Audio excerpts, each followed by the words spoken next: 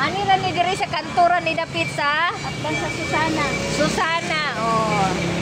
Sa mga mahilig og saging diha nga dili ilutuon o buwel. Usa ni daniti. Dili ra mo atbang sa Susana. Atbang.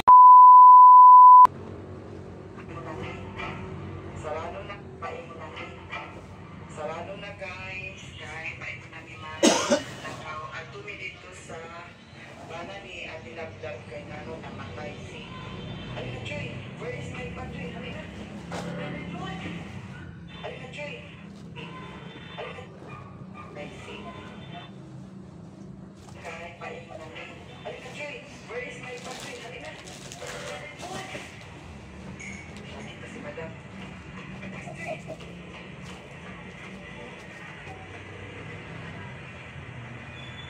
Hello guys! Ato mi karon dito.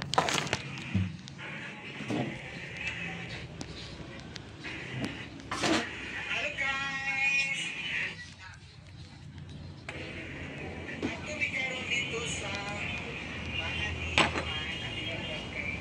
Good morning mga maninay. Maayong buntag sa tanan. Laing adlaw na pod. So today is Saturday. 2 weeks na gid kapin. 2 weeks na ako dito sa ila ni Madam. Tapos hinubaran ko na yung bed kay baka makauwi kami. Not sure pa na makauwi kami ngayong araw pero labhan ko na ito at least.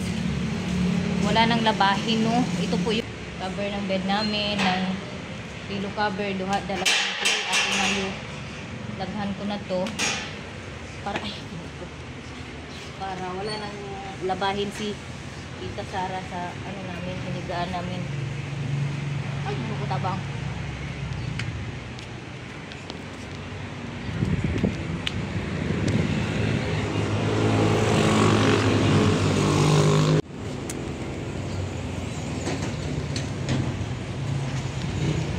Pasok ako dito. Ay, andito si Gamay. Nag-iligo niya yung Hello?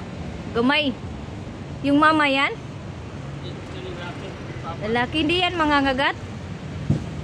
Ha? Hindi. Maglaba ako nito. Pag-sure ba? Siya yung nagano?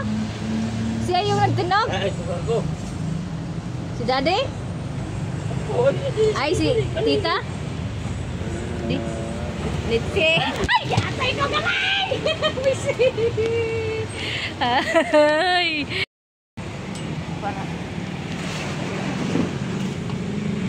Andito si Tita Sara. Good morning everyone. Wala galing na makita. Kung may puro bukitin mo pag natuyuan. Dapat talaga inaalagaan ng gusto no, na parang baby yung ano, yung mga ganitong aso. Ay, matiman yan nila doon.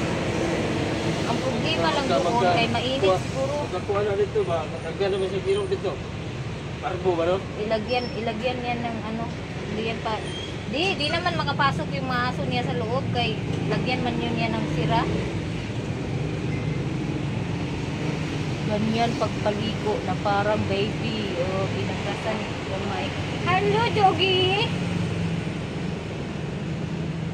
Umuawakan ha, kaya medyo matapang lang siya. Wala nga. Niluluko nga ako ni Gamay, oh. Kala ko, aso na yung nag... Grrrr. Grrrr. Lower, wala ko sa saan.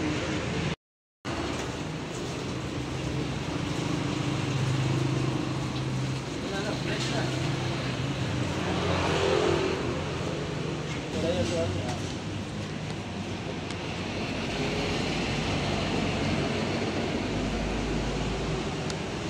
Ayan. Paikutin. Paikutin ng paikutin. Labhan ko para wala nang ano ba si tita. Hindi naman mag ano si tita sa akin. Awayin ako. Galit lang. Kaya mo siya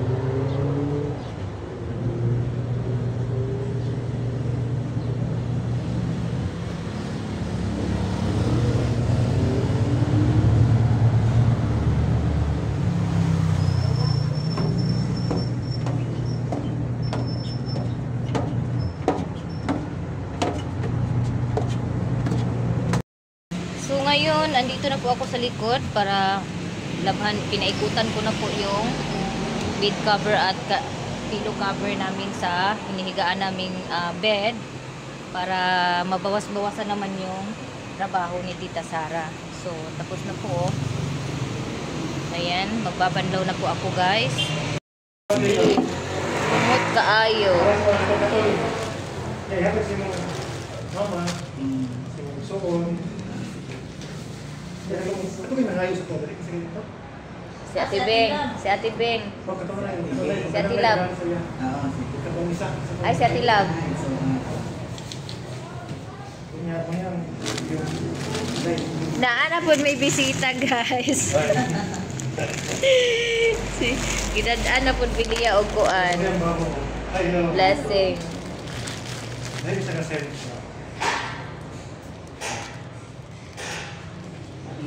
Makauyab na po kuani ba?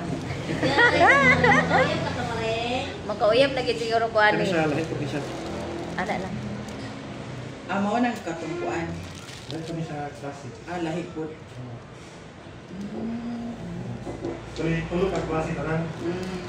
Para matry mo. Thank you. Thank you kaayo. Gitagaan lagi kog daghan perfume para makauyab. Charo wapay manguyab na ko na ni guys. Pero siya kayo. Joke. Wala din sa pagkatuan. Ito ang makawala. Ang katungkuan. Ang isa ka Si Sir Musimo.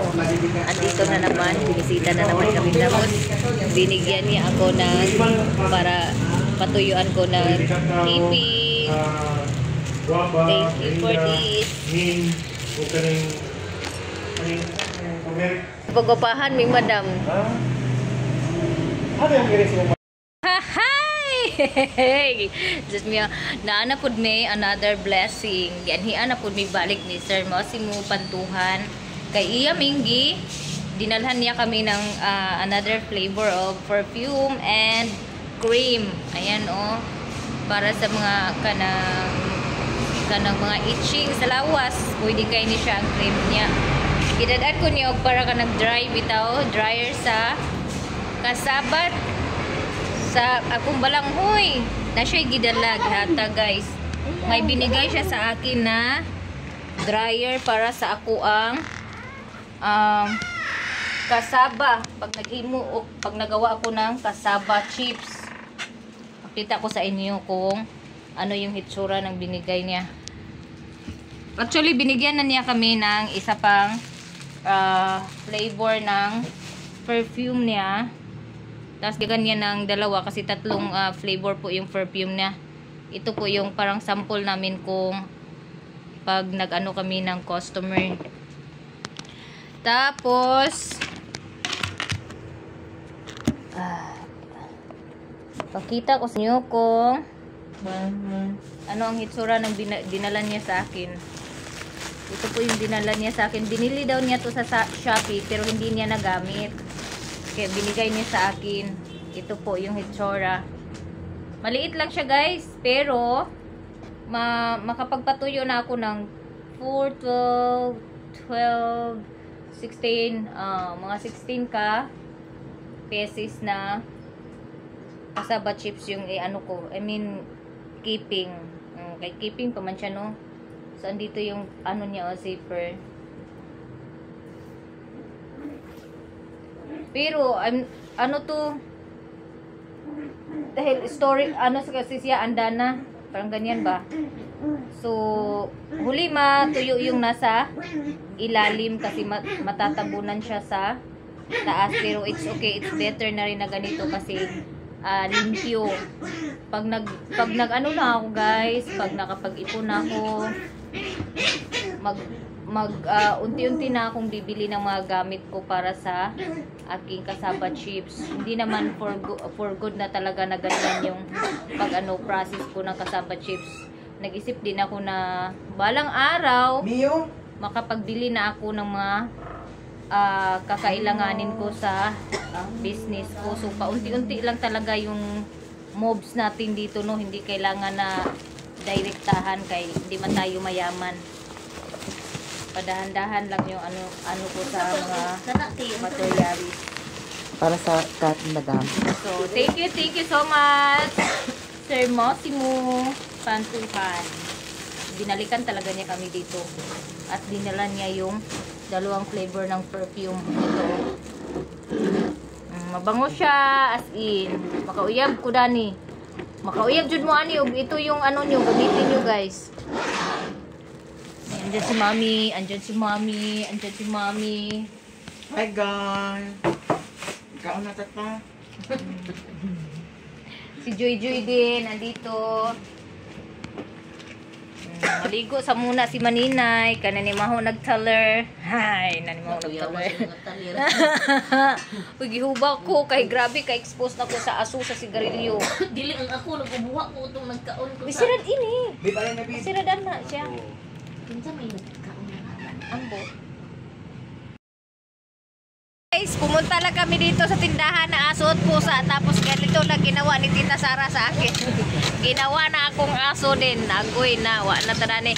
Nagsigi. Kasi lagi na lang akong kahol ng kahol sa ubo. Akala ni Tita Sara, aso na rin ako. Oh. Dahil ngayon ay naglilihi si Maninay, dito kami bibili ng saging na inihaw.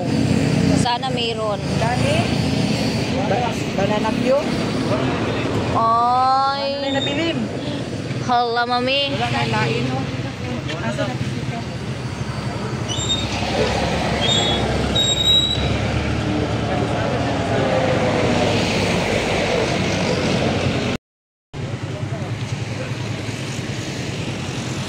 Thank you so much, Kai, sa padala mo sa akin na delicacy.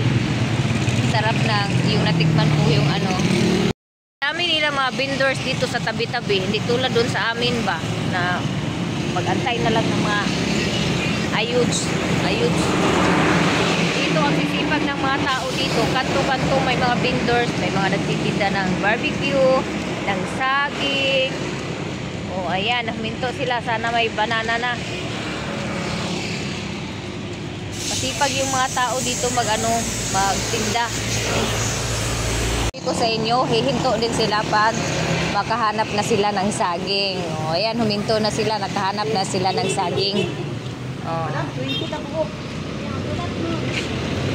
Walay problema, muhulat jud mi kay mukaon mi banana nga giloto.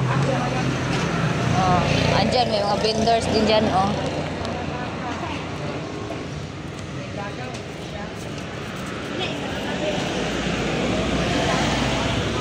Magkano isa, te? 12 na. 12? Wow, ang laki. O, ayan na. Bili na kayo ng banana. Mura lang po. Mga Real banana ni ate. Mura lang po. 12 piso lang po yung saging ni ate. Pwede nyo rin gawing 15. Pag marami kayong pera. 25. Kaya! basta hulat lang. Oh. Kung gutom, magtiis. Kung hindi gutom, uwi na. Wala bang hanyo? Ikaw ba, no? Wala yung hanyo? Mahal na yun na ako. Nagbilag sila sa akin din eh. Ay, dito. Ay, mura lang. Kung sa amin, nag-bensin ko.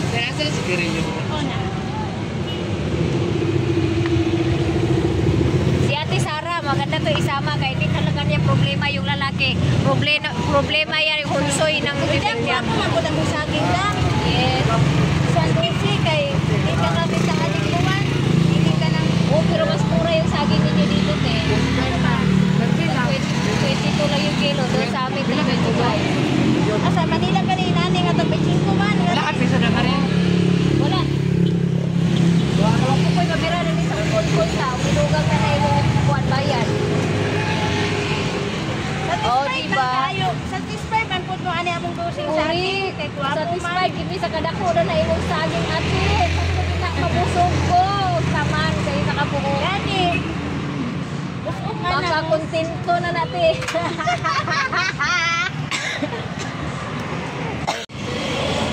Bili na kayo ng saging ni ate. Makakontento ang kadako na ning sagingan ni. Busogit kaayo mo. Gani. Di dyan mo magmahay sa dusi, ani guys.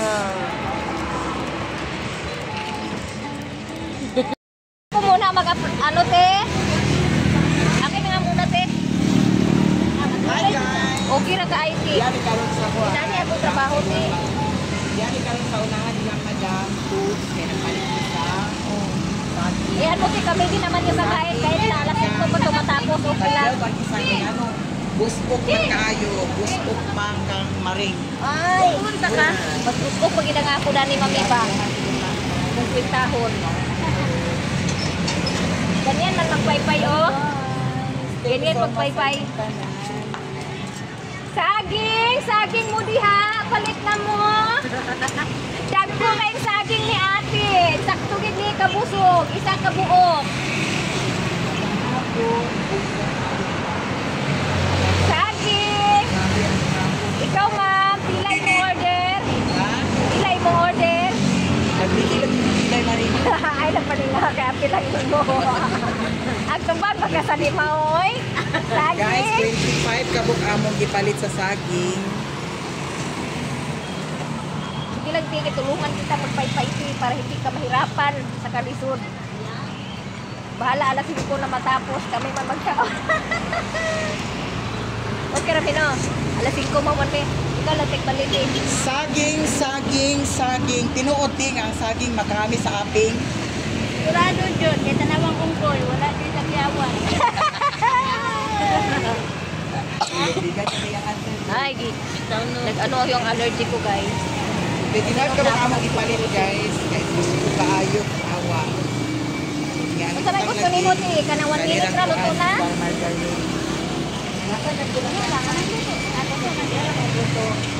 Mas lami mo ginagawa mo eh. Pero mas gusto na ko pa ng iwan, brown lang. Palit na mo saging! Dagko kay saging ni madam. Ani ra ni diri sa kantora ni na pizza? At lang sa Susana. Susana, oh. Sa mga mahilig og saging diha nga dili ilutuon o buwin, Usa ni daniti? dili ra mo at bangsa Susana. At bang ka na, Susana ka na. Sa Balyok man dito no? Oh, sa barangay Balyok at bangsa Susana. Yes. Yun man yung trabaho ko dati. Saging na dili Yung trabaho ko dati, buntis ako ng panganay kong anak. Pag ano kami, mag-harvest kami ng saging, pinapahinog ko, tapos pag nahinog na, ganito yung ginagawa ko. Kasi may mga estudyante man marami dumadaan sa bahay namin. Kahit malayo yung bahay namin. Kalimuan. Sa Luz Oriental. Napadpad kami dito sa Davao. Naghahanap ng lalaki pero hindi kami nakahanap. Sa kadaghan sa laki, hindi kami nakahanap ng lalaki dito. Kaya, magtinda na lang siguro ako dito. Baka ako pa yung maunang mahalin. Chop! Pagkalami sa saging. Ako dante. Ako ra, si. Okay. One lagi. Dahil makulit talaga ako, te. Kami man bitaw magkain, anak, te.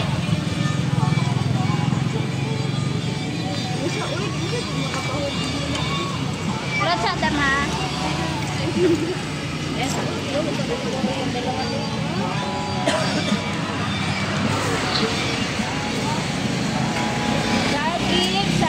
Saging.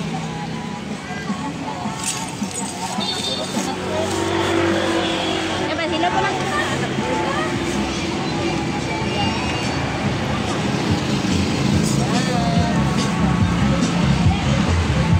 Dirimi.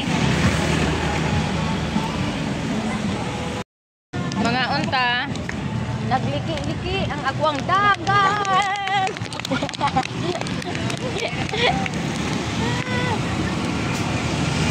Parang may-ari ng daan. Maayong buntag. Ay, good morning. Maninay. Masama yung pakiramdam ko. Para akong kanang isubawan bitaw. Hindi ako parang hindi ako makatulog. Aray.